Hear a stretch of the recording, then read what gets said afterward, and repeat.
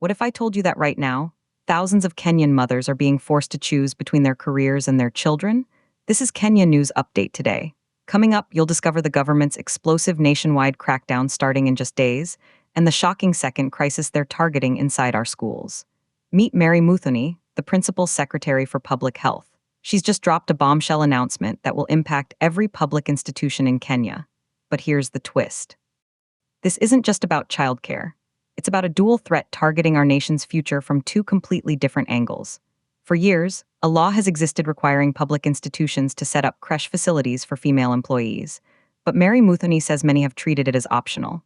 A growing concern, particularly among teachers, public officers, and students who are new parents. She says the lack of safe, reliable childcare causes distractions that slash productivity and well-being. When mothers do not have safe and reliable places to leave their children, it affects their peace of mind, their work, and even their ability to learn. That was the warning, but here's the seismic shift. From January, the Ministry of Health is launching full enforcement. That assumption is wrong. This law is not optional. From January, we will enforce it fully to protect working mothers and their children. A nationwide crackdown to demonstrate the law carries full legal weight. But just as we're processing that, the ministry raises a second, more sinister alarm. And then, something shocking happened. Surveys reveal a rising infiltration of drugs and substance abuse in learning institutions.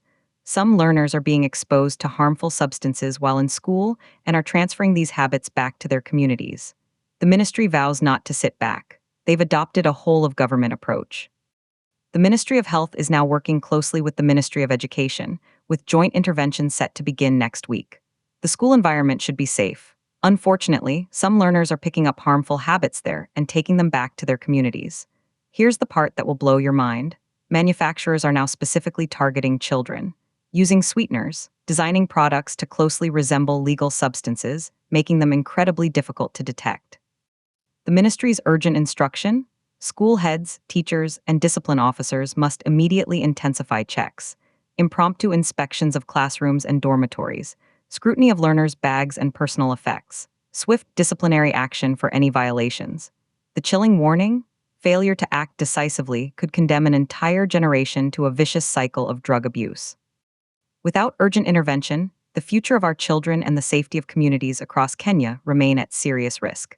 So we have a dual front war, one for the well-being of working mothers, another for the souls of our students. Some will call the childcare enforcement long overdue justice for women. Others will see it as a heavy-handed mandate on struggling institutions. And the drug crackdown? Absolutely necessary protection or an invasion of student privacy? But here's the unanswered question hanging over it all. Can the government successfully fight on both these fronts at once, or will one critical mission fail? From childcare to crackdowns, this is Kenya's new reality starting January. Do you think enforcing workplace childcare facilities is the right move?